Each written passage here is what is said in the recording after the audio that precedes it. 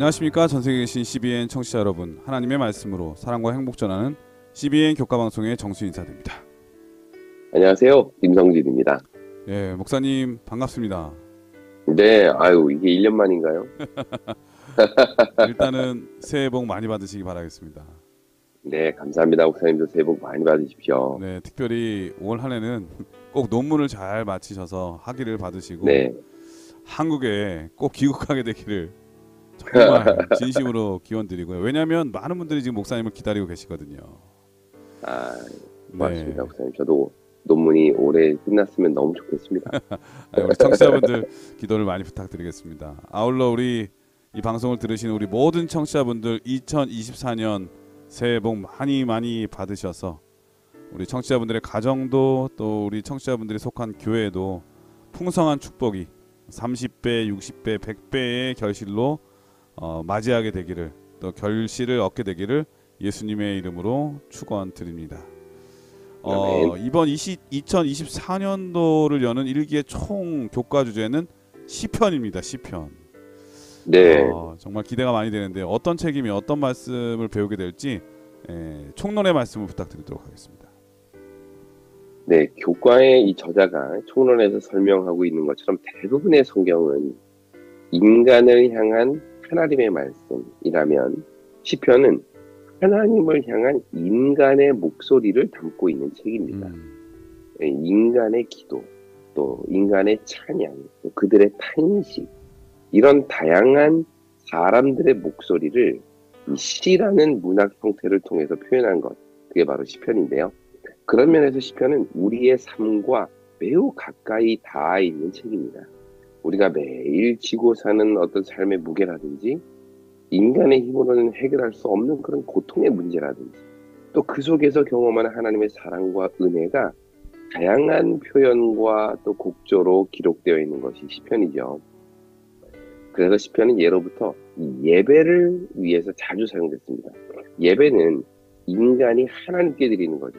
네. 그런데 그것은 정해진 시간에 정해진 장소에서 규격화된 형식에 따라 드려지는 것만을 의미하는 것이 아니라 이 매일의 일상에서 우리의 작은 한숨과 탄식을 통해 또 나도 모르게 흥얼거리는 찬양과 감사를 통해 드려지는 우리의 삶 전체가 예배요. 그것이 시편인 것입니다.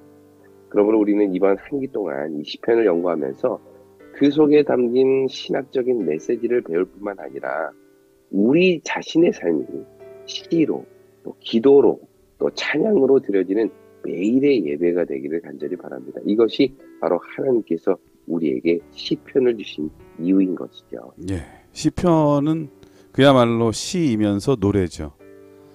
시와 노래는 그 간결한 단어 하나하나에 심오하고 깊은 뜻이 담겨져 있잖아요. 이번 한 기 동안에 그것을 알아가는 기쁨을 마치 보석을 찾아 발견하듯이 우리 목사님과 함께 찾아볼 수 있게 되기를 기대가 됩니다. 자, 오늘은 제1기 제1과의 교과인데요. 제목은 시편을 읽는 방법이라고 하는 제목입니다. 먼저 기억절 말씀을 읽어드리겠습니다. 또 이르시되 내가 너희와 함께 있을 때에 너희에게 말한 바 곧 모세의 율법과 선지자의 글과 시편에 나를 가리켜 기록된 모든 것이 이루어져야 하리라 한 말이 이것이라 하시고 이에 그들의 마음을 열어 성경을 깨닫게 하시고. 누가복음 24장 44절 45절의 말씀이었습니다. 자, 이번 시편을 여는 첫 번째 교과의 제목은 시편을 읽는 방법이라고 하는 제목인데 어떤 방법이 있을까요? 교과 1과의 내용을 좀 간단하게 설명 부탁드리겠습니다. 예, 1과는 시편을 공부하기에 앞서 시편이 어떤 책이고 또 어떻게 구성되어 있는지를 살펴보는 서론에 해당하는 그런 과입니다. 다른 성경책도 마찬가지지만 특별히 시편은 이 전체적인 구조를 이해하는 것이 매우 중요합니다. 왜냐하면 시편은 그냥 한 사람이 쭉 기록한 책이 아니라 오랜 시간에 걸쳐서 기록된 시들을 특별한 의도와 목적을 가지고 편집해서 하나로 묶은 책이기 때문이에요.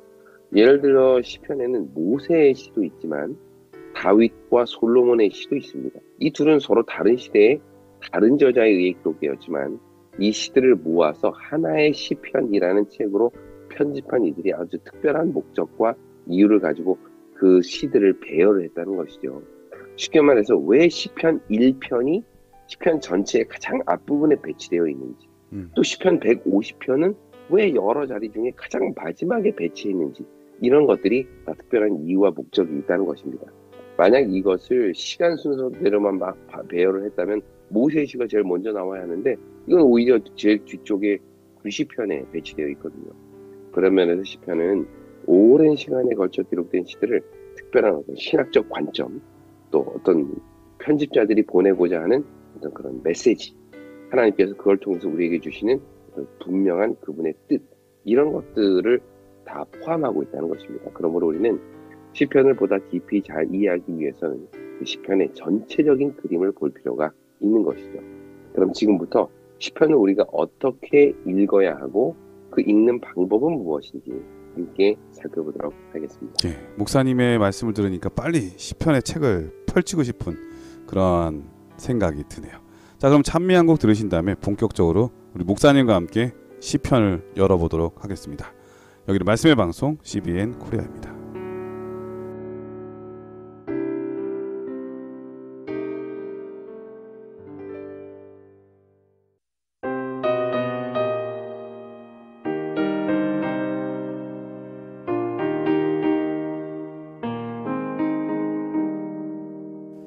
내가 지금 사는 곳 주의 크신 은혜요, 주를 믿게 된 것은 더욱 크신 은혜라. 넘치는 주의 사랑, 놀라운 주의 은혜, 날마다 경험하며 주께 감사합니다. 예, 찬미 잘 들었습니다. 1월 소지는 고대 이스라엘의 예배에 나타난 시편이라고 하는 제목인데요. 어떤 말씀인가요? 네, 보통 히브리어 성경의 제목을 보면 히브리어로 된 성경이요. 거기에도 이제 제목들이 다 있지 않습니까? 우리는 네. 뭐 창세기, 출애굽기, 레위기, 민수기 이렇게 제목들이 붙어 있는데 히브리어 성경에도 각 책에 제목이 있어요. 근데 그 히브리어 성경의 제목은 첫 절. 그 책의 첫 번째 단어가 제목이 됩니다. 맞아요. 예를 들어서 창세기는 태초에라고 번역된 히브리어 브레시트가 제목이에요. 네.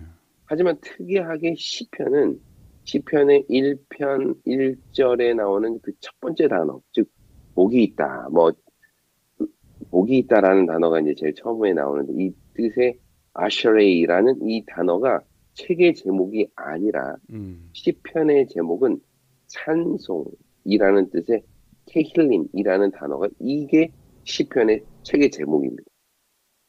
그러니까 이것만 봐도 시편은 여러 찬송시들을 하나로 묶어놓은 편집된 책이구나. 그러니까 다른 성경책과는 달리 이것은 아주 특별한 목적을 가지고 편집된 그러한 책이고, 이것을 히브리 사람들은 찬송으로 받아들이고 있구나. 이게 다 찬송이구나. 네. 라고 우리는 이해할 수 그러니까 있는 거예요. 이렇게 이해할 수 있겠어요. 우리 성경 찬미 합본 있잖아요. 네네. 그러니까 이 시편 때문에 성경 찬미랑 합본이 되는 거네. 아, 그렇죠. 이게 네네. 찬미인 거예요. 찬미. 네, 찬송가. 맞아요. 맞아요. 그런데 우리말 성경은 이것을 찬양 혹은 뭐 찬미라고 번역하지 않고 이 이름을 시편이라고 번역을 했어요. 그 이유는 히브리 성경을 이 헬라어로 번역한 성경이 있어요. 그걸 72년이라고 부르는데, 네. 그 헬라어로 번역할 때 그 책의 제목을 찬양이라고 번역하지 않고 시라는 뜻의 헬라어인 살모이라고 이걸 번역했기 때문이에요. 그래서 영어 성경이나 우리 한국어 성경은 그 제목을 히브리 성경의 전통이 아니라 헬라어 성경의 전통을 그대로 따르고 있기 때문에 우리도 이것을 찬양 혹은 찬송이라고 하지 않고 시편이라고 그 이름을 붙인 것이죠. 네. 그러므로 우리는 시편을 읽을 때 이것이 단순히 우리는 이건 시구나 라고 그냥 생각하기 쉬운데, 시이면서 동시에 이건 뭐다? 찬양이다. 하나가 다 하나님께 올려지는 찬양이다 라는 것을 염두에 둘 필요가 있다는 것을 좀 말씀을 드립니다. 네. 목사님께서 이 제목에 대한 말씀을 해주시니까 벌써부터 책을 펴기도 전에 벌써 네. 뭔가 많이 배운 것 같은 그런 지적 충만함이 느껴져요. 너무 너무 감사한 생각이 드는데 아이, 사실 고맙습니다. 신앙한다는 거, 교회 다닌다는 게 이래서 좋은 것 같아요. 이 죽을 때까지 배우고 하늘나라 가서도 배울 수 있는 건 바로 주의 말씀과 진리의 기별이 아닌가, 또 하나님의 사랑과 품성이 아닌가 그런 생각이 드네요. 네, 고맙습니다, 목사님. 여기 일월 소지에 보면 시편은 오래전부터 개인적인 예배와 또 공동체 예배에 자주 사용되었다. 이렇게 이제 설명을 하고 있어요. 물론 시편 중에는 예배를 위해 쓰여진 것 같아 보이는 시편들도 있지만 또 어떤 시들은 개인의 신앙 고백이 나중에는 공동체에 의해 받아들여지고 그게 예배를 위한 찬양시로 선택이 된 경우도 있습니다. 이것을 통해서 우리는 시편에 나타난 예배의 의미를 좀 알 수가 있어요. 흔히 우리는 아까 제가 총론에도 말씀드렸듯이 예배라고 하면 이 안식일 아침에 교회에 가서 정해진 순서에 따라 드리는 거, 이게 예배다라고 우리는 이렇게 좀 예배를 좁은 의미로 이해하고 있잖아요. 네, 하지만 시편은 우리의 삶 전체가 다 예배라는 걸 이걸 통해서 보여줍니다. 뿐만 아니라 이 성전에서 드리는 찬양도 예배지만 이 시편에 보면 그 예배를 위해 올라가는 길, 다시 말해 예배를 위해서 집을 나와 그 내딛는 첫 걸음부터가 다 예배라는 거예요. 그걸 뭘 통해서 알 수 있는가 하면 시편 120편부터 134편은 우리가 흔히 성전에 올라가는 노래라고 부릅니다. 이게 그 시편의 제목이고 표제예요. 네, 이것은 예배를 위해 예루살렘을 향해 순례길을 떠나는 내내 함께 부르며 찬양하며 노래하는 그런 시편입니다. 네, 이스라엘 백성들은 크게 1년에 3번 성전에 올라가서 제사를 지내잖아요. 유월절, 또 오순절, 그리고 이 장막절이 그 대표적인 세 절기인데 네, 그들은 그 절기 때마다 온 가족과 함께 그 긴 순례의 여정을 떠나는데 그 고된 여정 내내 그들의 입술에는 이 시편의 찬양이 끊이질 않습니다. 이것은 성전에 도착하는 순간부터 예배가 시작되는 것이 아니라 이미 내 마음에 내가 하나님께로 있는 예배드리러 올라가야 되겠다 라고 결심하는 순간, 또 성전에 가기 위해 그 첫 발을 내딛는 순간부터 이미 예배가 시작된 것을 우리에게 보여줘요. 성전에 그 가는 길 내내 하나님을 찬양하고 그분의 은혜에 감사하며 올라가는 것 자체가 그게 예배라는 거죠. 혹시 이제 이 방송 듣는 분들은 이제 교회 올 때 네네. 이제 문을 나서자마자 찬양부터 부르면서 교회 올 것 같은 그런 생각이 네, 드는데, 맞아요. 네, 너무 좋은 내용이네요. 네, 이것은 오늘 우리에게 예배에 대한 새로운 이해를 제시합니다. 우리가 익히 들어서 알고 있는 표현, 삶이 예배요, 예배가 삶이다. 라는 이 말은 시편 전체가 우리에게 외치고 있는 메시지예요. 예배의 시작은 성전에서 시작되는 것이 아니라 예배를 위해 성전에 올라가는 그 첫걸음부터 이미 시작된다는 사실. 더 나아가 안식일 예배는 금요일 해질 때부터 시작되는 것이 아니라 안식일을 향해 첫 발을 내딛는 그 엿새의 첫날부터 이미 시작이 된다는 것이에요. 그래서 하나님께서는 안식일 계명에 안식일을 교약하여 거룩히 지키라라고 말씀하신 이후에 가장 먼저 무슨 얘기를 하세요? 엿새의 삶을 어떻게 살아야 될지 우리에게 이야기하고 있는지 모르겠습니다. 네. 그런 의미에서 우리의 삶 전체가 예배가 되어야 한다는 것. 이게 바로 시편이 오늘 우리에게 주는 도전이라는 것이죠. 네. 1월 소지는 고대 이스라엘의 예배에 나타난 시편이라고 하는 제목인데요. 그러니까 안식일을 맞이하는 성도들의 예배의 시작은 안식일 해질 때부터네요. 그러네요. 네. 그 다음 예배를 위해서 시작이 된 거예요. 그 목사님께서 말씀해 주신 것 중에 인상적인 게 우리의 예배는 성전으로 향하는 집 문을 열고 나오는 그 첫 발걸음부터 예배의 시작이다. 이런 말씀 하셨잖아요. 그 말씀을 딱 듣는데 옛날에 제가 신학과 다닐 때 학교로 예배드리러 갔던 그 때가 기억이 났어요. 제가 이제 버스를 딱 내려서 그 강당까지 걸어가는데 삼육대학 정문부터 강당까지 꽤 멀잖아요. 네. 근데 제가 걸어가는데 저 앞에 한 뇌성마비 학생이 엄청 힘들게 성경을 들고 교회를 걸어가는 모습이 제 눈에 비쳤어요. 음, 뒷모습을 멀찍이 떠서 이렇게 걸어가는데 그분 걸음 한 걸음 한 걸음 뛰는 게 지금 목사님 말씀 그 심정을 제가 느꼈던 것 같아요.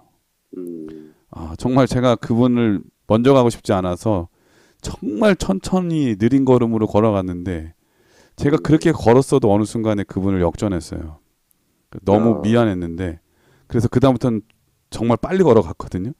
그리고 강당 앞에 계단에서 뒤를 딱 바라보고 그분을 봤는데 여전히 천천히 거북이처럼 달팽이처럼 성전을 향해서 걸어오는 그분의 모습이 너무 아름답게 보였던 그때의 기억이 생생합니다. 음, 저는 그걸 보면서 저분이 성전을 걸어가는 그 자체가 예수님께는 아름다운 예배로 받아들여지지 않을까 그런 생각이 들었거든요. 우리는 오늘 시편을 통해서 목사님 말씀하신 대로 예배의 의미가 좁은 성전 안에서 이루어지는 예배를 벗어나서 우리 삶 전체가 우리 생각, 행동 모든 것이 다 예배의 일부분이 될 수 있다고 하는 것을 충분히 이해하고 배울 수 있었던 것 같습니다. 월요일 소지는 시편을 기록한 사람들이라고 하는 제목인데 어떤 말씀일까요? 대부분의 표제어, 즉 제목이 붙어 있는데요. 거기 보면 이 시편이 누구에 의해 기록되었고 또 어떤 목적으로 사용되었는지를 우리가 알 수가 있습니다. 이 표제어는 영어 성경이나 우리말에는 1절에 포함되어 있지 않고 이렇게 별도로 표현되어 있잖아요. 네. 근데 히브리어 성경을 보면 표제어가 1절에 같이 포함되어 있습니다. 그리고 어떤 거는 표제어 자체가 그냥 1절이에요. 그리고 우리의 1절은 히브리 성경 2절부터 시작이 됩니다. 또 우리는 보통 시편을 읽을 때 표제어는 빼고 1절부터 읽는 습관이 있는데요. 유대인들은 표제어 자체도 시편의 일부로 포함시키고 있다는 그러니까 거죠. 제목이 1절인 그럼 거예요. 제목이 1절인 경우들도 있어요. 네. 네. 그러니까 그런 면에서 우리도 이 시편을 읽을 때 이 표제어까지 함께 쭉 읽어 내려가는 습관이 되게 좋은 방법인 것 같아요. 근데 표제어에는 주로 이게 누구의 시냐 하는 게 나와요. 예를 들어 시편 50편은 아삽의 시 이렇게 되어 있고요. 네. 시편 30편은 다윗의 시, 곧 성전 낙성가 이렇게 이제 표현이 되어 있어요. 또 시편 51편에는 다윗의 시, 다윗이 밧세바와 동침한 후 선지자 나단이 저에게 온 때에 이런 이제 표제어가 붙어 있단 말이죠. 이처럼 표제어는 이게 누구 시인지 또 어떤 배경에서 기록되었고 어떤 목적을 위해 기록되어 있는지를 우리에게 이제 알려주는 겁니다. 이것을 알고 성경을 읽는 게 시편을 읽는 게 아주 중요해요. 이것을 시편의 저자로 구분해 보면 예를 들어 다윗의 시가 총 73편입니다. 그리고 솔로몬의 시라고 되어 있는 게 2편이 있고요.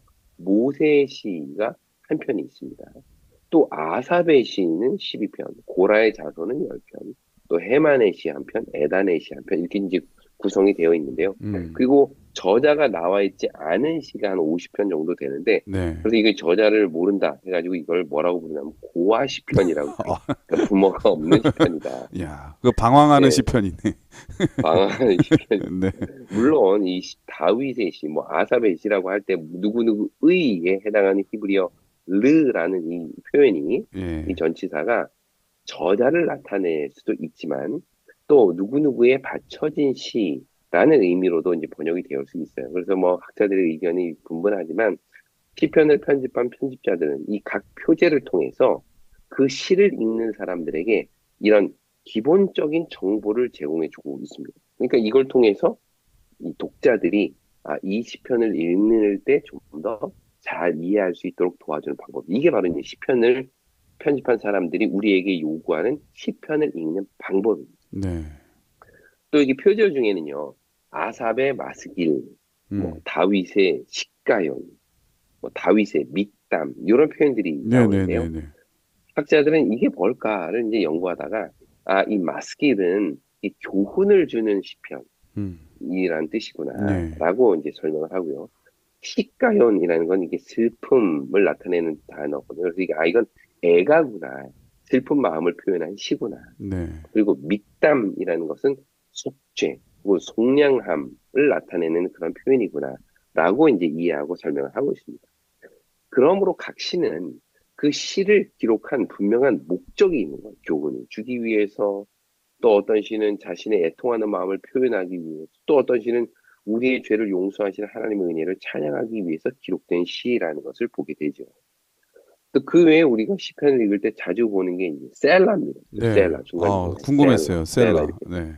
네, 이것은 이제 주로 이 찬양 이게 이제 찬양이라고 했잖아요. 이게 찬양으로 함께 공동체 예배에서 드려지는데 그 중간중간에 잠깐 쉬는 시간 그걸 나타내는 게 이제 셀라입니다. 간주군요, 그래서 이 간주. 막간은 예, 찬양을 잠시 멈추고 그 중간에 이제 현악 연주가 쫙 들어오는 그런 시간일 것이다라고 이제 보는데요.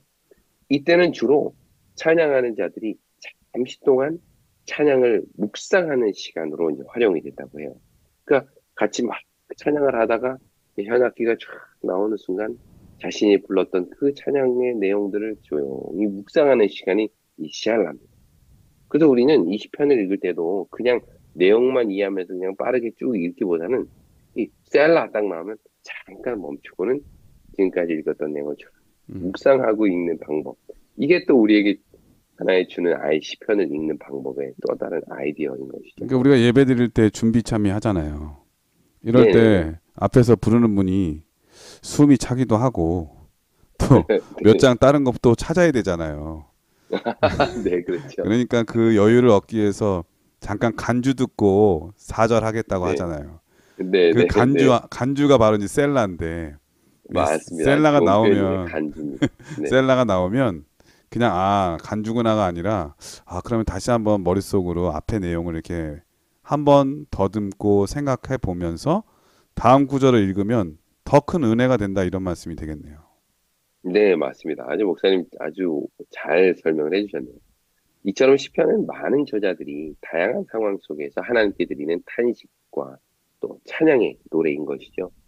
이 시들은 하나님을 믿으면 걱정도 없고 아무런 염려도 없고 만사가 형통할 것이다 라고 절대 이야기하지 않습니다. 오히려 그들은 일상에서 하나님이 보이지 않고 내 기도에 응답하지 않으시는 것에 대한 탄식의 목소리를 기록하고 있어요. 왜 이 세상에서 악인들은 정말 잘 되고 잘 먹고 잘 사는데 의인들은 힘없이 악인들에게 당하게 되는지 도저히 이해할 수 없는 현실들을 하나님 앞에 토로하는 내용입니다. 이게 바로 시편인 것이에요. 그렇기 때문에 시편은 그들뿐만 아니라 오늘을 사는 우리에게도 많은 공감과 위로가 돼요. 하나님을 믿으면서도 삶에 오르락 내리락 하는 그런 감정을 느끼고 아무리 기도해도 침묵하시는 그 냉정한 하나님에 대한 안타까움 이러한 것들이 다 시편을 통해 공감되고 또 그것이 결국 찬양으로 승화되는 것을 보게 되죠. 이것이 우리가 시편을 읽고 그것을 날마다 묵상해야 하는 이유라는 것입니다. 이런 과정을 통해서 우리도 나의 시편이 쓰여지고 나의 찬양이 불러지게 되는 것이죠. 네. 그 시편의 고백을 우리가 읽지만 또 그것을 외우고 묵상하지만 그걸 통해서 결국 우리는 나의 어떤 묵상, 나의 찬양, 나의 시편을 써내려가게 되는 것이에요. 그런 의미에서 이것은 하나의 찬양의 시의 릴레이가 되는 겁니다. 그 시편 저자로부터 시작된 그 찬양이 오늘 우리의 일상에서 되뇌어지고 묵상되어지고 불려지고 또 찬양으로 드려지는 이 찬양의 릴레이가 계속해서 우리의 삶에도 이어지게 되기를 간절히 바랍니다. 예, 월요일 소지는 시편을 기록한 사람들이라고 하는 제목이었는데요. 정말 다양한 사람들, 왕도 있었고 또 음악가도 있었고 여러 사람들이 여러 가지 상황 속에서 그들의 다양하게 겪었던 감정을 노래로 또 기도로 시로 이렇게 표현한 것이 시편임을 배울 수 있었는데요. 이 찬양의 힘, 노래의 힘이 얼마나 큰가 요즘 살면서 많이 느끼는 것 같아요. 지난주에 크리스마스 있었잖아요. 크리스마스 목사님 어떻게 성탄절 잘 보내셨나요? 네, 아주 가족들과 잘 보냈습니다. 네, 제가 이번 성탄절은 본의 아니게 혼자 지낼 수 있는 시간이 많아가지고 음악을 들었거든요. 네. 근데 오 홀리 나잇 있잖아요. 오 거룩한 밤. 네. 그 노래를 이렇게 이 유튜브에서 정말 듣는데 너무 멋있는 거예요. 그리고 그 캐롤 중에 하여튼 영어 노래인데 제가 다 이해가 안 돼도 그 음악만 들어도 마음이 이렇게 뭉클하고 그래요. 맞아요. 이 노래의 힘이 정말 대단한 것 같아요. 최근에 그 모 TV에서 그 노래 경연 프로그램이 있거든요. 싱 뭐뭐뭐 네. 어게인 들어가는 뭐 이런 거. 그런데 이제 한 경연자가 나왔는데 나이가 있어 보이는 그런 좀 중년의 여성 같았어요. 근데 이분이 2년 전에 어머니를 여의고 홀로 남은 아버지에게 위로가 됐으면 좋겠다고 하면서 그 노래를 불렀는데 제가 그냥 멍하니 듣고 있다가 저 자신도 모르게 벌써 눈물이 쫙 흘러내리는 그런 걸 느낀 거예요. 이상한 경험이었어요. 제가 노래 들으면서 그렇게 막 눈물까지 흘릴 정도는 아니었는데 감동이다, 막 좋다 이런 느낌이 들었지만 저도 모르게 그렇게 눈물이 쭉 흘러가지고 제 볼을 적신 경험 정말 흔하지 않았거든요. 제가 그러면서 이러한 힘을 주는 거는 노래에 있는 거다 이런 생각이 들었어요. 그러니까 일반 노래, 사랑이 담긴 노래들도 그렇게 사람들에게 울림을 주고 감동을 주고 눈물도 흘리게 하는데 이 하나님께서 우리를 사랑하시는 그 사랑의 노래를 들으면 마음이 정말 뜨겁잖아요. 혹시 목사님도 노래 듣다가 혹시 찬양 듣다가 혼자 우신 적 있으신가요? 저도 많이 있습니다. 아, 많이 있고 특별히 네. 그때마다 그렇게 좀 마음을 울리고 혼자 눈물을 흘리게 하는 찬양들이 예. 그 시기마다 때마다 다 다른 것 같아요. 아, 네. 요즘 또 공부하기가 좀 힘드시잖아요. 그렇죠? 요즘 제가 찬양을 잘 못 듣고 있네요. 찬양을 열심히 들어야 되는데.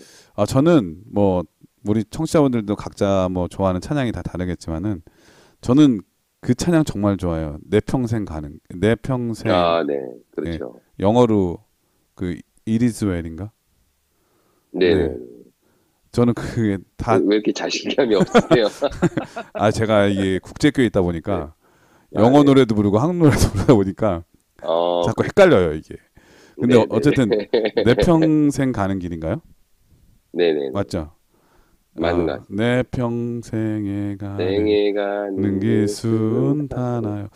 우리 삶이 늘 순탄하고 평안한 건 아니지만 네. 예수님 때문에 그렇게 바뀔 수 있다고 하는 생각이 많이 들고 또 그래서 더 이렇게 마음이 뜨거워지고 감동이 되는 그런 찬양인 것 같습니다. 화요일서지는 인생의 모든 때를 위한 노래라고 하는 제목인데요. 어떤 말씀일까요? 네, 시편은 모두 5권으로 되어 있습니다. 학자들은 시편이 총 5권인 이유가 아마 토라, 즉 모세오경이 5권으로 되어 있는 것을 반영한 것이 아닌가라고 이야기를 하는데요. 유대인들에게 있어서 모세오경은 모든 신앙의 기초가 되는 책이죠. 네. 그런 면에서 시편 역시도 이 토라와 같이 백성들의 삶 전체를 아우르는 시와 찬양임을 나타내려고 한 의도가 아니었나, 편집자의 그런 이야기를 합니다. 그 구조를 간단하게 좀 살펴보면요. 시편 1편과 2편은 시편 전체의 서론이고요. 또 시편 제일 마지막 146편부터 150편, 흔히 말하는 할렐루야 시편 찬양은 시편 전체의 결론으로 봅니다. 먼저 서론을 보면 시편 1편은 율법을 주야로 묵상하는 삶, 즉 하나님의 가르침을 따라 살아가는 삶이 얼마나 복된지를 이야기하고 시편 2편은 이 메시아가 이 땅에 도래할 것을 노래하고 있어요. 이처럼 시편은 하나님의 백성이 율법을 따라 잘 살아가면 메시아를 통하여 결국 새로운 시대, 새로운 세상이 열릴 것이다 라는 거기에 대한 강한 기대를 표현하고 있다는 것을 우리는 이 시편 1편, 2편, 즉 시편의 서론을 통해서 알 수가 있는 것이죠. 그리고 결론에 해당하는 이 5편의 시편은 모두 할렐루야라고 시작해서 할렐루야로 끝납니다. 이것을 통해 시편은 하나님의 율법을 따라 살아가는 자들은 결국 메시아를 통해 구원을 경험하고 찬양하게 될 것. 그것이 결국 이 하나님의 백성들의 삶의 전체적인 이 모습이다라는 것이죠. 그러므로 시편은 각각의 시들이 이 낫권으로 아무렇게나 구성되어 있는 것이 아니라 그 모든 시들을 5부분으로 묶고 또 그것을 하나의 통분으로 묶어서 결국 하나님 율법을 따라 살아가는 자들이 경험할 구원을 선포하고 있는 책. 이것을 우리가 좀 시편을 통해서 알았으면 좋겠다라는 것이 이 시편을 편집하고 구성한 자들의 어떤 그런 의도고 이것이 하나님께서 오늘 우리에게 시편을 통해서 말씀해 주시고 싶은 그런 내용이라고 생각이 됩니다. 목사님 말씀하신 걸 이렇게 들어보면 시편은 어찌 보면은 성경 속에 있는 성경이라는 생각이 들어요. 야, 성경 목사님 안에. 아주 네, 인사이트 있는 말씀하셨어요. 네, 사실 말틴 루터가 그가 이제 처음 비텐베르크에서 이제 이 학생들을 가르치는 교수의 일을 할 때 가장 먼저 한 그 수업이 시편입니다. 시편 아 강해였어요. 그렇군요. 어, 네. 시편 강해를 그가 가장 먼저 하면서 이 시편을 통해서 정말 그리스도의 어떤 하나님의 은혜와 그분의 사랑과 이런 걸 깊이 느끼게 되는데 그때 그가 깨달은 게 이겁니다. 아, 시편은 작은 성경이구나. 음, 시편 안에 모든 성경이 다 들어있구나. 라는 것을 그가 이야기를 했는데 지금 목사님께서 말씀하신 그 부분입니다. 어, 아, 뭔가 루터랑 좀 통하는 부분이 있네요. 글쎄 말이에요. 제 이름을 이제 영어 이름을 루터로 오, 바꿔보는 걸로. 네네. 갑자기 그런 생각이 드네요. 어쨌든 네. 목사님께서 뭐 그렇게 좋은 말씀 어울리는 것 같지는 해주셨어요. 않지만 네, 그것도 좋은 아이디어인 것 네. 같습니다. 근데 이제 네. 제 이름이 정 루터 그러니까 좀 안 좋네요. 네네. 예. 근데 사실은 우리가 그 시편이나 성경 말씀 들으면서 아멘은 정말 강조 많이 하잖아요. 네네. 또 목사님들도 왜 이렇게 아멘을 안 하시냐 이런 얘기 하는데 예, 정말 할렐루야 정말 중요하네요. 시작부터 아, 끝까지 다 할렐루야인데 네네. 우리가 정말 할렐루야 많이 해야 되겠어요. 할렐루야도 하나님을 찬양하라. 네. 정말. 네, 맞아요. 네, 근데 다섯 건으로 구분한다고 그랬잖아요. 네네, 맞습니다. 그러면 구분도 크게 하면 5개로 구분할 수 있을까요? 네? 그러니까 그 아, 시편을 내용을 따라 네네 그렇죠. 목사님. 네 네, 죄송합니다. 제가 목사님, 이 너무 이렇게 멀리 떨어져 있다 보니까 네. 이해하는 데 약간 시간이 좀 걸리고, 목사님 제가 필리핀에 계시고 또, 네. 말을 또 빨리빨리 잘했어야 되는데 목사님을 혼돈을 준 것 아닙니다. 같아요. 네, 아니, 맞아요. 시편 자체를 보면 제1권, 뭐 제2권 이렇게 큰 표제로 이렇게 돼 있는 걸 볼 수 있잖아요. 네, 그렇게 이제 구성이 되어 있는데 이걸 또 내용에 따라서 분류를 할 수가 있어요. 그렇게 음. 하면 크게 이제 5가지로 구분할 수 있다. 지금 이것도 이 역시 말씀하신 것 같아요. 예, 맞죠? 예, 예. 네, 이것도 역시 맞습니다. 5가지. 이거네, 그 내용의 의미도 뭐 5가지, 교과는 뭐 6가지로도 구분하는데 이제 크게 이제 5가지로 나눌 수 있는데요. 첫 번째는 찬양입니다. 그 내용을 따라서 구분해 보면 첫 번째는 찬양시인데 찬양시는 주로 여호와를 찬양하라 라는 이렇게 초청으로 시작을 해서 왜 여호와를 찬양해야 하는지 그 이유를 설명을 해요. 예를 들어 시편 117편을 보면 1절에서 너희 모든 나라들아 여호와를 찬양하며 너희 모든 백성들아 그를 찬송할지어다 라고 초청한 이후에 2절에서는 우리에게 향하신 여호와의 인자하심이 크시고 여호와의 진실하심이 영원함이로다 라고 그 찬양의 이유를 설명하고 있습니다. 네. 그 찬양시는 주로 공동체가 함께 부르고 서로 이렇게 화답하는 형식으로 되어 있고요. 이 대중 예배 시 주로 이렇게 찬양되는 아, 그런 사용되는 할렐루야가 그런 시입니다. 할렐루야라는 말이 저절로 나오네요. 할렐루야라는 네, 말이 다 같이 그냥 크게 외치게 돼요. 네. 두 번째는 탄식시인데요. 약 한 70편 정도가 150편 정도 중에 한 70편 정도가 탄식시에 해당해요. 이건 이 예, 내용으로 따져보면 가장 많은 부분을 그러니까, 차지하는 게 탄식시입니다. 음, 예. 그러니까 탄식시는 주로 개인이나 또는 어떤 국가의 위기 때에 하나님의 어떤 구원을 요청하는 그런 내용인데요. 그렇지만 이 탄식시는 주로 탄식으로 시작했다가 찬양으로 끝나는 게 특징이에요. 아, 이게 음, 참 은혜죠. 네, 그런 의미에서 이 탄식은 원망이라기보다는 하나님의 신실하심에 대한 이 믿음의 표현인 거예요. 아, 하나님, 저 너무 힘들어요. 음, 그러나 하나님의 신실하심을 믿습니다. 이렇게 이제 마무리가 되는 거예요. 그러니까 나의 현실은 어두울지라도 나를 구원하시는 하나님의 신실하심을 믿고 그걸 간절히 붙들면서 기도하는 게 바로 탄식시라고 이해하시면 좋을 것 같습니다. 할렐루야. 이것도 할렐루야. 네, 할렐루야, 할렐루야. 셋째는 감사시입니다. 아, 이것도 할렐루야네요. 진짜로요. 감사시는 자신이 경험한 구원을 감사하는 내용인데 이것은 주로 온 회원중 앞에서 내가 경험한 그 하나님의 구원과 은혜를 선포하고 간증하는 그런 형식으로 되어 있습니다. 이게 음, 감사이시죠. 예, 제가 최근에 저 네, 감동받은 게 뭐냐면은 네. 감사라고 하는 말이 그 라틴어로 그라투스래요. 아, 그라투스. 예. 네네. 근데 이게 그라티아라고 하는 말에서 왔는데 네, 그라티아라는 말은 은혜라고 하는 뜻이랍니다.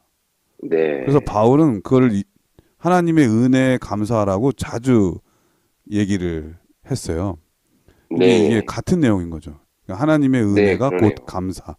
그래서 이 음, 감사시는 하나님의 은혜를 많이 느낄 수 있지 않을까 그런 생각이 듭니다. 네, 맞습니다.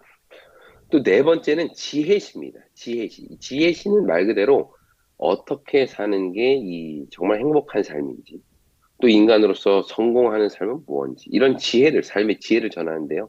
뿐만 아니라 왜 이 세상에는 악이 존재하고 또 악이 번영하는데 의인들은 고난을 당하는지, 이런 정말 우리가 잘 풀 수 없는 문제에 대한 그런 교훈을 주는, 교훈을 목적으로 한 시들, 그것이 바로 이 지혜시에 해당되고요. 마지막으로 제왕시라고 불리는데요. 이거는 뭐냐? 이 메시아적 예언이 담겨져 있는 시입니다. 아, 그러니까 결국 하나님이 유일한 이 세상의 왕이시고 결국 그 왕께서 이 세상을 새롭게 하실 것이다. 라는 어떤 메시아에 대한 어떤 기대와 소망을 담고 있는 시편. 그게 바로 이 제왕시인 것이죠. 이처럼 시편은 그 내용으로 볼 때 정말 다양한 교훈과 여러 다른 상황을 표현하고 있습니다. 창조주 하나님을 아주 우렁차게 찬양하기도 하고 삶의 고난에서 탄식하기도 하고 그럼에도 불구하고 나를 구원하신 하나님을 감사하기도 하죠. 네. 또 도무지 이해할 수 없는 일들을 어떻게 바라보아야 할지에 대한 지혜를 주기도 하고 또 메시아를 통해서 온전히 회복될 그날을 소망하기도 합니다. 그런 의미에서 시편은 화요일 소지 제목처럼 인생의 모든 때를 위한 노래라고 할 수가 있겠죠. 네. 삶의 모든 부분에서 위로와 힘을 주는 책. 현실을 신앙이라는 논리로 외면하지 않고 오히려 매우 실존적이고 아주 실제적인 현실의 이야기를 담고 있는 책. 그러나 우리 모든 탄식의 목소리가 결국은 신실하신 하나님을 통한 구원과 연결되어 있는 책. 이게 시편인 것입니다. 그런 의미에서 이번 한 기 동안 이 시편을 공부하면서 우리의 모든 인생의 때를 위한 노래를 연구하고 묵상하고 찬양하는 우리의 삶이 되기를 바랍니다.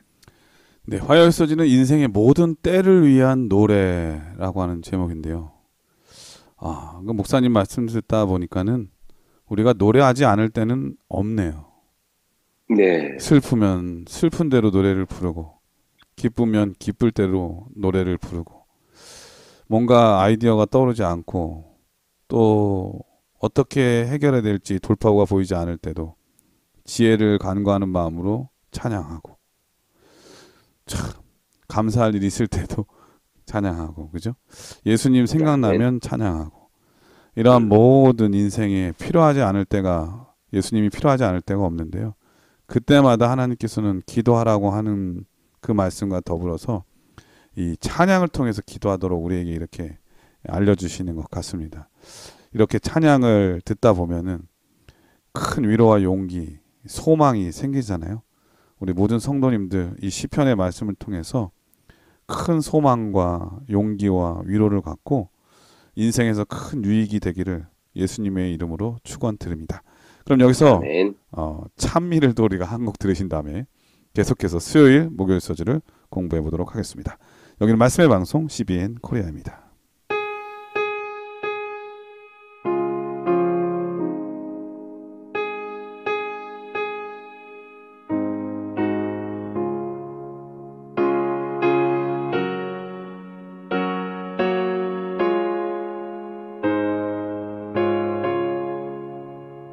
내 평생에 가는 길 순탄하여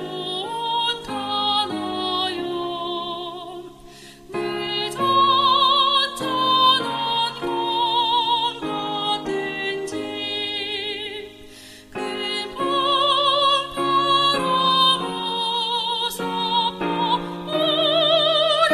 어렵든지 나의 영혼은 늘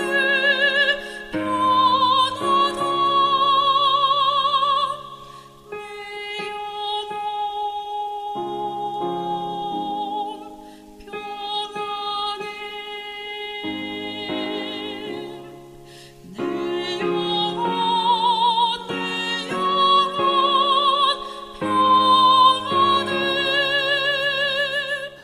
네, 수요일 서주는 영감받은 기도라고 하는 제목인데요. 어떤 말씀일까요? 네, 교과의 저자가 이 총론에서 시편을 가리켜서 이제 의역을 하자면 하나님을 향한 우리 인간의 목소리라고 네. 이제 설명을 좀 했었는데요. 하지만 이것이 시편이 영감받은 글이 아니다라는 뜻은 아닙니다. 그러니까 인간의 목소리라고 하니까 그럼 그건 사람의 글이네라고 이제 생각하기 쉬운데 그런 의미가 아니라는 거죠. 예. 인간의 기도와 탄식과 찬양이 기록되었지만 거기에는 생생한 하나님의 어떤 언약, 또 하나님의 그분의 목소리 이런 것들이 담겨 있는 거예요. 다시 말해 하나님의 백성이 고난 중에 붙들어야 할 언약이 무엇이고 하나님께서 그들을 어떻게 구원하시는지를 이 백성들의 삶의 노래로 표현한 게 시편이라는 겁니다. 그러므로 시편은 인간의 목소리 속에 담겨진 하나님의 음성인 것이죠. 마치 우리의 간증을 통해서 하나님의 신실하심과 은혜가 이렇게 선포되는 것처럼 시편은 인간의 목소리를 통해 표현된 하나님의 음성이라고 이해하시면 됩니다. 그래서 교과의 저자는 이러한 시편의 특징을 이 로마서 8장 26절과 27절 이거랑 연결시켜 설명하는데요. 저는 이걸 읽으면서 이렇게도 시편을 이해할 수 있구나라고 좀 새로운 깨달음을 좀 주었던 그런 메시지인데 바울은 로마서에서 우리를 위해 기도하시는 성령에 대해서 이렇게 소개합니다. 로마서 8장 26절과 27절입니다. 이와 같이 성령도 우리의 연약함을 도우시나니 우리는 마땅히 기도할 바를 알지 못하나 오직 성령이 말할 수 없는 탄식으로 우리를 위하여 친히 간구하시느니라. 마음을 살피시는 이가 성령의 생각을 아시나니 이는 성령이 하나님의 뜻대로 성도를 위하여 간구하심이니라. 네, 성령께서 우리를 위해 말할 수 없는 탄식으로 친히 간구하신다. 이 사실은 우리의 탄식이 곧 누구의 탄식이라는 뜻이에요? 성령의 탄식이라는 뜻이죠. 네. 그러니까 우리가 무엇을 위해 기도해야 할지 또 어떻게 간구해야 할지 몰라 먹먹한 가슴만 두드리고 있을 때 성령께서는 우리를 위해 탄식하신다는 겁니다. 이런 의미에서 성경에 나오는 이 시편에 나오는 탄식의 기도들은 우리의 기도임과 동시에 성령 하나님의 우리를 위한 성령의 기도라는 거예요. 우리를 위해 말할 수 없는 탄식으로 간구하시는 성령의 기도가 바로 시편이라는 것이죠. 네. 그런 면에서 시편은 우리의 목소리임과 동시에 우리를 위해 간구하시는 하나님의 음성이라는 겁니다. 할렐루야. 네, 여기서 우리는 우리와 함께 고통하시고 함께 탄식하시는 하나님을 보게 돼요.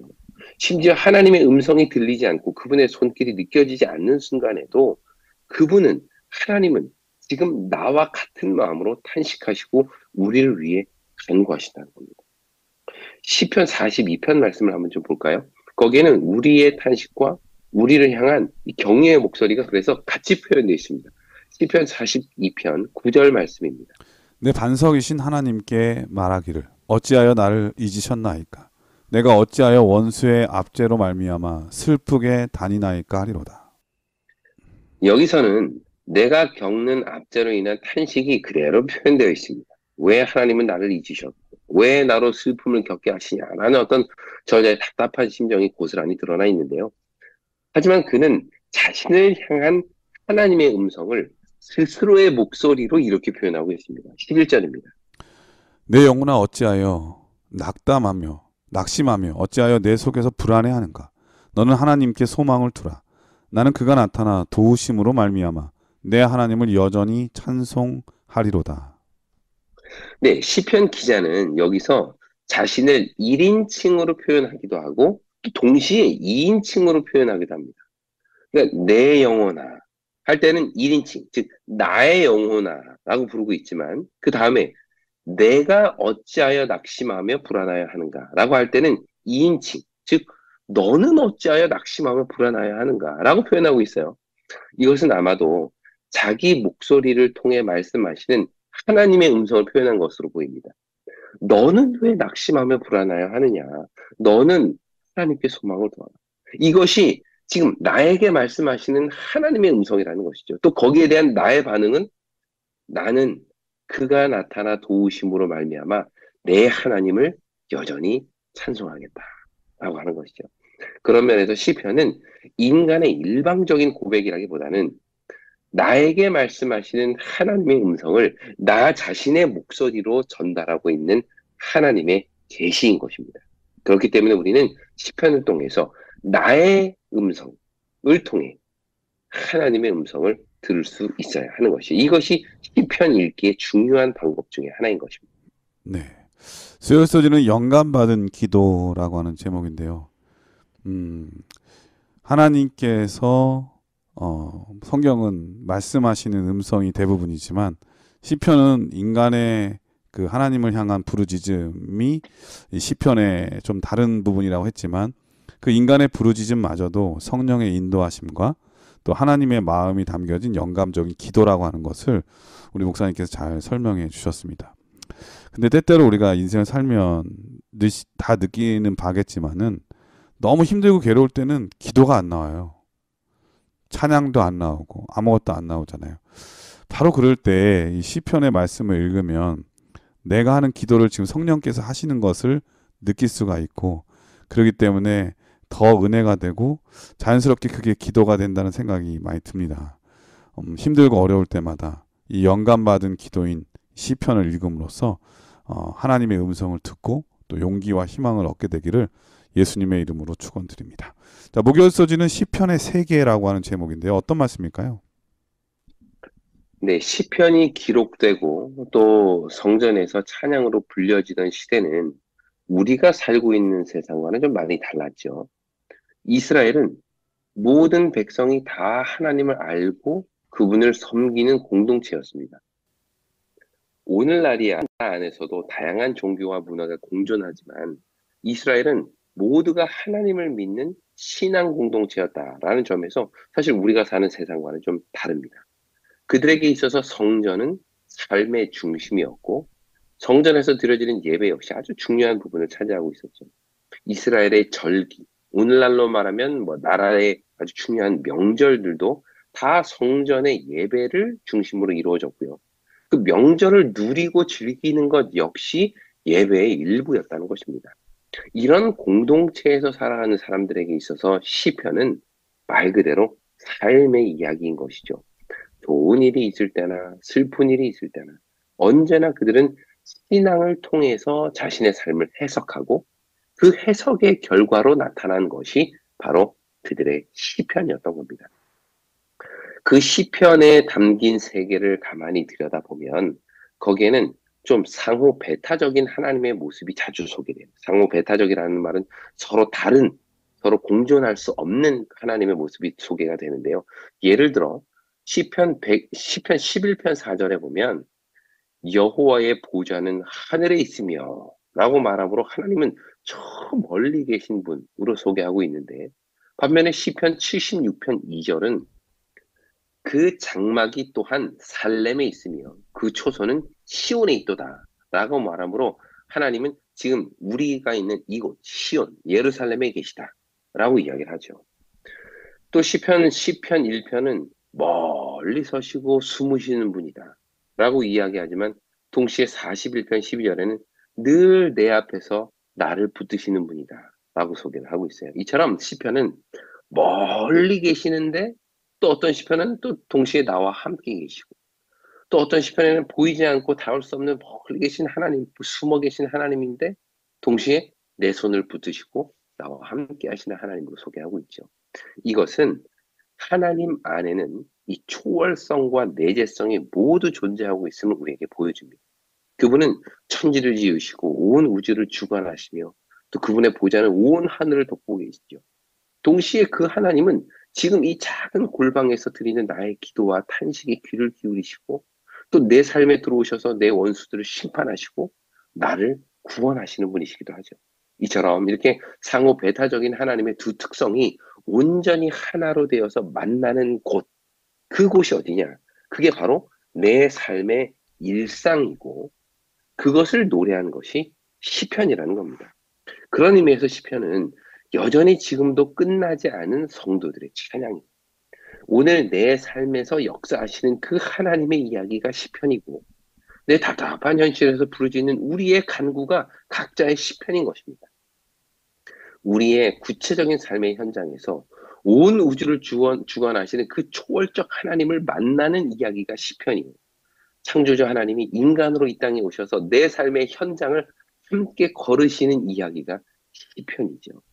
그러므로 이번 한 기 동안에 우리는 성경에 나오는 시편, 이 성경의 시편을 통해서 나 개인의 시편을 써내려 가야 됩니다.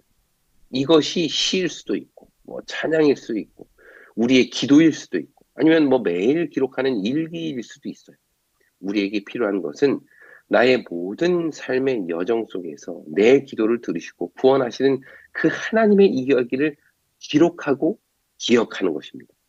이것이 나 자신뿐만 아니라 또 우리와 함께 신앙하는 이 신앙 공동체, 이 교회 공동체, 더 나아가서 우리의 자녀들에게까지도 잘 전달되므로 우리의 찬양이 내 입술에서만 끝나는 것이 아니라 우리 모두의 삶의 찬양이 되고 모두가 아멘하고 모두가 할렐루야 함으로 우리 이 신앙 공동체, 우리의 속해 있는 이 신앙 공동체가 다 시편을 통해서 서로 찬양하고 간증하며 하나님께 감사하는 그런 풍성한 한 해가 되기를 간절히 바랍니다.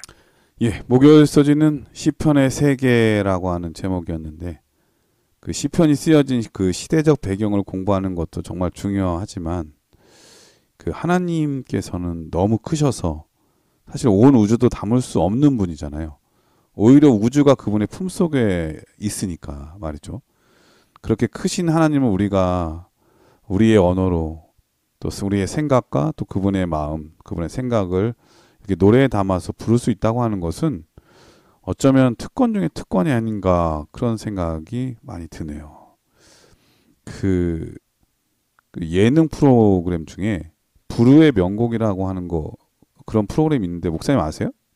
네. 한 명사가 나오는데 그 명사가 자기가 좋아하는 노래를 가수들을 초청해서 불러주는 거예요. 그래서 누가 더 잘하나 뭐 이렇게 순위 매기는 건데 왠지 하나님께서 하나님을 우리가 모시고 하나님께서 원하시는 찬양 1편부터 150편까지의 찬양을 우리가 마음껏 목소리로 또 우리의 마음의 진실성을 담아서 부른다면 하나님께서 정말 기뻐 받아주시지 않을까 그런 생각이 막 들었습니다. 지금부터 좀 열심히 노력해서 찬양을 많이 해야 되겠다는 생각 많이 듭니다. 그리고 준비도 많이 하고 연습도 많이 해야 되지 않을까. 근데 제일 좋은 연습은 평상시에 많이 부르는 거예요. 그렇죠? 네, 어쩌다 한번 부르려면 네, 잘 안 되니까 매일매일 듣고 또 부르고 해서 우리의 삶의 희노애락을 마음에 담고 하나님께 고백하듯이 부른다면 우리 하나님께서 그 기도를 들으시고 영광을 받으실 뿐만 아니라 응답해 주시리라 그런 생각이 듭니다. 우리 목사님께서 이번 교과를 간략하게 정리해 주시고 기도하고 마치도록 하겠습니다. 네, 오늘 우리는 시편을 본격적으로 살펴보기에 앞서서 시편이 어떤 책이고 또 어떤 구조로 되어 있고 그 내용들은 무엇인지 대략적으로 좀 살펴보았죠. 한 가지 분명한 것은 오래전에 기록된 시편들은 여전히 우리의 일상의 노래가 된다는 사실입니다. 그들이 부르짖었던 탄식, 그 속에서 경험했던 구원, 또 그들이 소망했던 메시아의 어떤 통치, 거기에 이르기까지 우리 모두의 기도고 찬양인 것이죠. 그런 의미에서 시편은 그 독자들에게 시편의 세계로 초청합니다. 너도 이제 들어와라. 이 시편의 세계로 들어와라. 시편에 함께하자. 너 자신의 삶이 시편이 되도록 해라. 라고 우리를 초청하는 것이죠. 그런 의미에서 우리도 매일의 시편을 읽고 매일의 시편을 부르고 또 매일의 시편을 기록하고 전하는 하나님의 자녀들이 되기를 간절히 바랍니다. 예, 목사님께서 기도해 주시고 교과를 마치도록 하겠습니다. 네, 함께 기도하겠습니다. 사랑의 아버지 하나님, 오늘 우리에게 또 새해를 허락하시고 또 시편을 열게 하시니 감사합니다. 아멘. 수많은 우리 믿음의 선조들의 어떤 찬양과 탄식과 감사가 들어가 있는 이 시편을 통해서 오늘 우리도 하나님의 귀한 사랑과 은혜를 경험하고 찬양하게 하시며 아멘. 날마다의 시편이 우리의 입술에서 끊이질 않도록 인도하여 주시옵소서. 아멘. 예수님의 이름으로 기도합니다. 아멘. 네, 전생에 계신 CBN 청취자 여러분, 또 새해가 밝아오고 있습니다. 이 또한 하나님의 크신 은혜라는 생각이 듭니다. 시간이 너무나 빨리 가죠. 이 감사의 마음이 있어도 제때 표현을 하지 못한다면 어쩌면 우리는 또 1년의 끝자락에서 후회할 수도 있을지 모르겠습니다. 2024년에는 부디 우리의 감사와 사랑을 우리 하나님께 더 많이 표현하고 사는 한 해가 되게 됐으면 정말 좋겠고요. 우리 이웃들과 우리 주변에 정말 좋은 분들, 사랑하는 분들에게 이 감사와 은혜, 사랑을 많이 표현하는 그러한 한 해가 됐으면 정말 좋겠습니다. 예, 부디 1년 내내 늘 건강하시고요. 저희는 새해 인사를 드리면서 물러가도록 하겠습니다. 목사님 같이 새해 인사하겠습니다. 2024년 새해 복 많이 받으세요. 많이 받으세요. 안녕.